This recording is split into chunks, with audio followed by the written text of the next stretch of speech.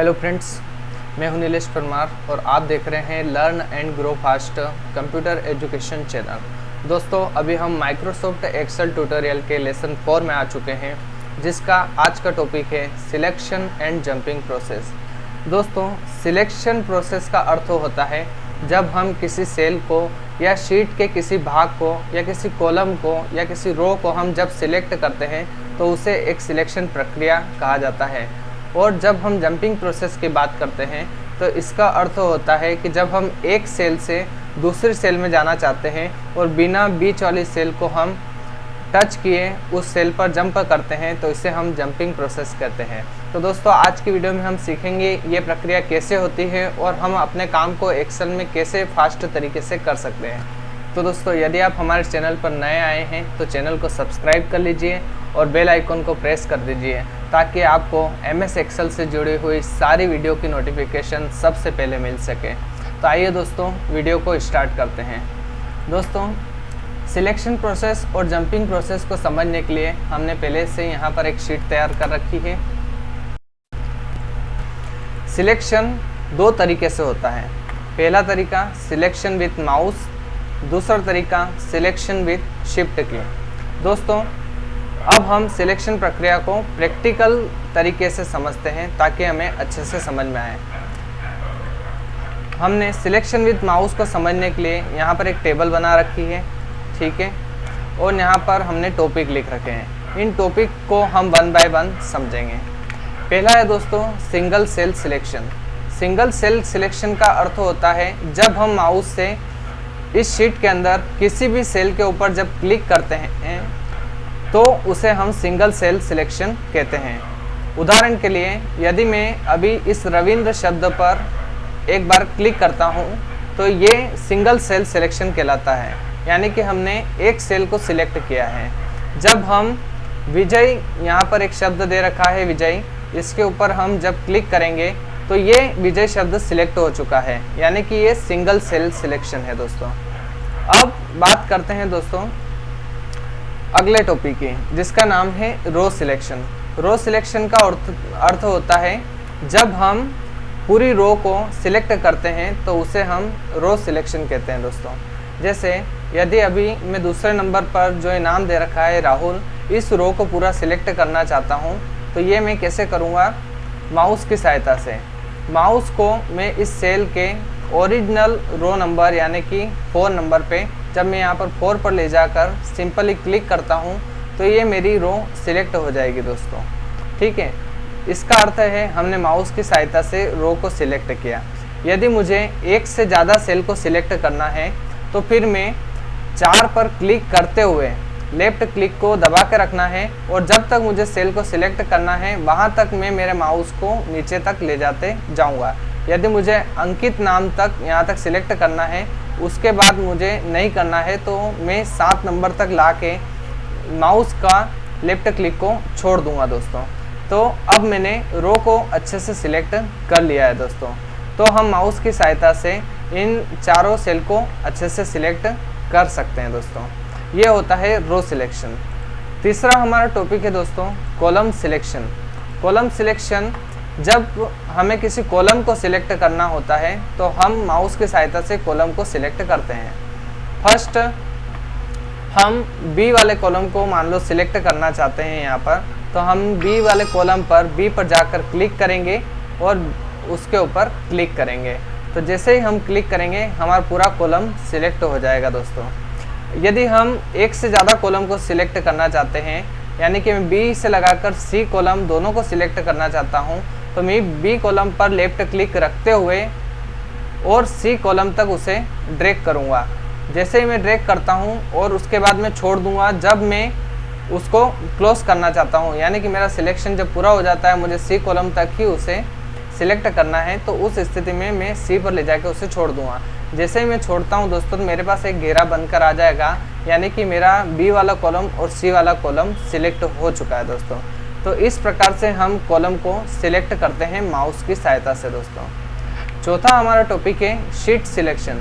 दोस्तों, जब हमें पूरी शीट को सिलेक्ट करना होता है तो हम यहाँ पर कॉलम और रो के, फर्स्ट कॉलम और फर्स्ट रो के कॉर्नर पर यहाँ पर आपको एक तीर का निशान हल्का सा दिखाई देता है। जब आप यहाँ पर पूरा क्लिक करते हैं सिंगल क्लिक, तो आप देखेंगे आपकी पूरी शीट जो है वो सिलेक्ट हो जाती है।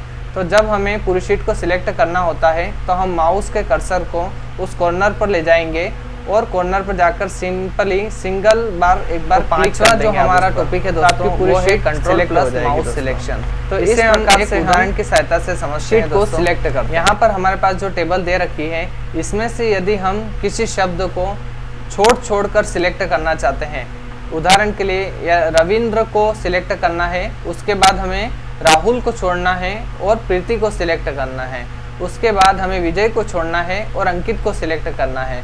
तो ऐसी स्थिति में जब हमें सेल को छोड़ कर सिलेक्ट करना होता है तो हम कंट्रोल प्लस माउस सिलेक्शन का प्रयोग करते हैं दोस्तों। तो आइए इसे कैसे करते हैं हम देखते हैं। जब हम कंट्रोल प्लस माउस सिलेक्शन का प्रयोग करते हैं तो सबसे पहले हमें जिस शब्द को सिलेक्ट करना है उस पर हम सिंगल क्लिक करेंगे। जैसे हम सिंगल क्लिक करते हैं तो वो शब्द सिलेक्ट हो जाता है।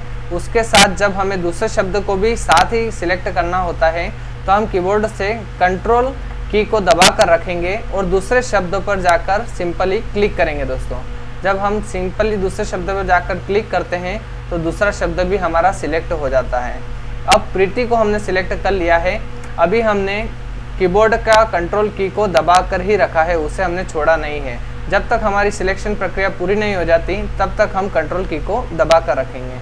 अब हम विजय को छोड़कर अंकित वाले शब्द को सिलेक्ट करना चाहते हैं तो हम कीबोर्ड से कंट्रोल की को दबा कर ही रखेंगे और माउस को ले जाकर अंकित वाले शब्द पर सिंपली क्लिक करेंगे दोस्तों। अब हमारे तीनों शब्द रविंद्र, प्रीति और अंकित तीनों हमारे सिलेक्ट हो चुके हैं। अब हम इन्हें यदि कॉपी कर कहीं ले जाना चाहते हैं तो हम तीनों को ले जा सकते हैं दोस्तों। उसके लिए हम कीबोर्ड से कॉपी की शॉर्टकट की कंट्रोल सी का प्रयोग करेंगे और जैसे ही हम कंट्रोल सी प्रेस करेंगे तो आप देखेंगे कि हमारे रविंद्र, प्रीति और अंकित इन तीन शब्दों पर थोड़ी थोड़ी बॉर्डर बनकर आ चुकी है। इसका मतलब है कि ये तीनों शब्द कॉपी हो चुके हैं।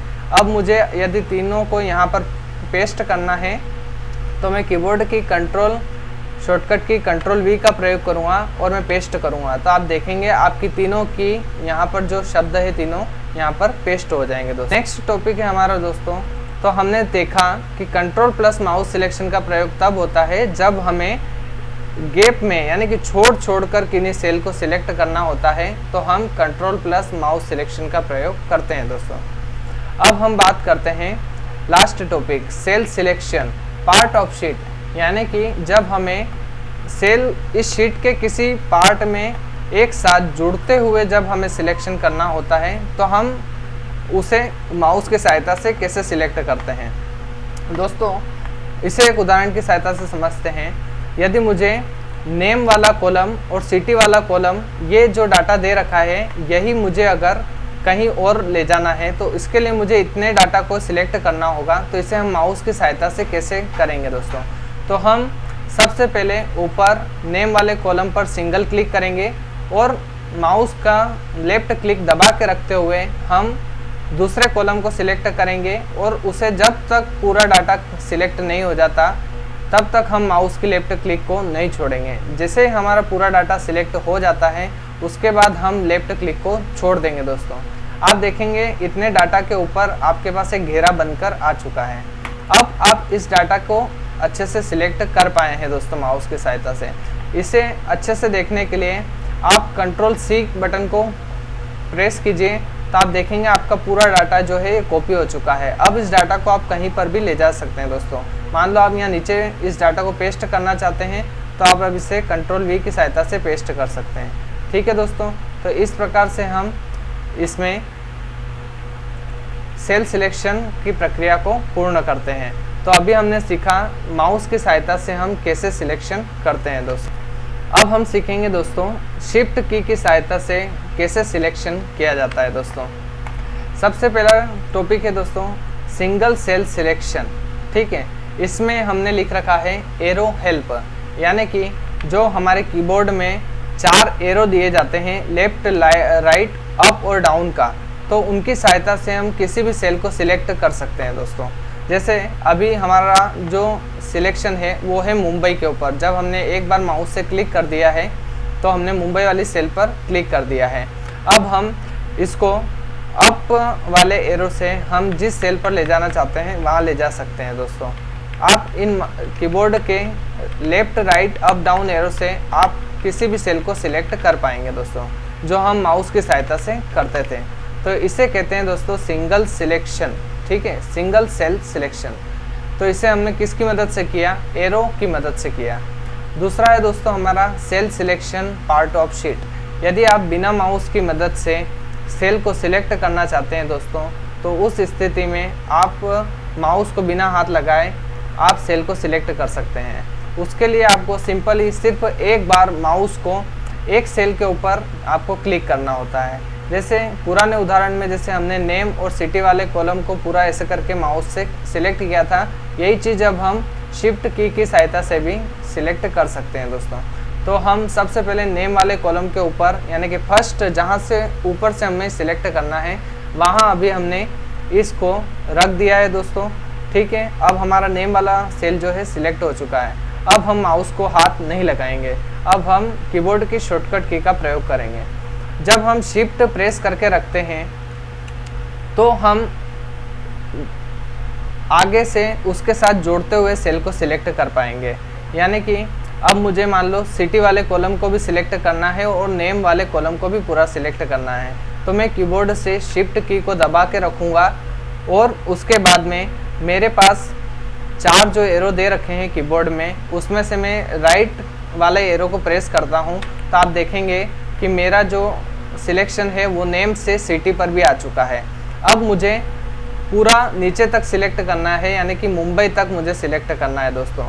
तब यदि ऊपर से मेरी 2 सेल सिलेक्ट है, तो अब मैं जब नीचे जाऊंगा तो मेरी दो सेल सिलेक्ट होती हुई आती जाएगी। इस प्रकार मेरा पूरा डाटा सिलेक्ट हो जाएगा। तो मुझे शिफ्ट को दबा के ही रखना है और अब मैं कीबोर्ड से डाउन एरो को प्रेस करूंगा दोस्तों। तो जब मैं डाउन एरो को प्रेस करके नीचे तक लाता हूं तो आप देखते हैं कि पूरा डाटा मेरा सिलेक्ट हो चुका है दोस्तों। तो इस प्रकार से आप शिफ्ट की मदद से आप जब किसी डाटा को जोड़ते हुए कंबाइन साथ में जब जोड़कर आप काम करना चाहते हैं तो इस प्रकार से आप काम कर सकते हैं दोस्तों, ठीक है दोस्तों। कंट्रोल ऑप्शन की तरफ दोस्तों कई बार हमारा डाटा जो होता है वो बिखरा हुआ होता है, यानी कि अभी आप यहाँ पर देखेंगे कि मेरे पास डाटा रखा हुआ है कि रविंद्र जो है रतलाम का है, उसके बाद में उसके 3 रो खाली हो चुकी है और आपके पास में अगला डाटा जो है 3 रो के बाद में दिखाई दे रहा है ना। तो अब हमें रविंद्र से राहुल पर जाना है। तो यदि मुझे रविंद्र से राहुल पर जाना है और मैं कीबोर्ड की डाउन एरो का प्रयोग करके ऐसे अगर नीचे जाता हूँ तो मुझे समय लगता है, यानी कि मुझे 3 बार प्रेस करूँगा तब जाके मैं राहुल वाली सेल पर जा पाऊँगा। दूसरा तरीका है कि आप माउस को उठाकर राहुल वाली सेल पर क्लिक कर सकते हैं, तो आप राहुल वाली सेल पर आसानी से पहुंच जाएंगे दोस्तों। तो जब हम माउस का प्रयोग नहीं करते हैं, यानी कि जब हम फास्ट तरीके से काम करना चाहते हैं, तो हम कई बार क्या है एक्सेल में माउस का प्रयोग अधिकतर नहीं करते हैं, बहुत कम प्रयोग में आता है। अधिकतर काम हम जो माइक्रोसॉफ्ट एक्सेल में है वो कीबोर्ड की सहायता से ही कर सकते हैं। तो अब हम उसे सीखते हैं हम कैसे करेंगे।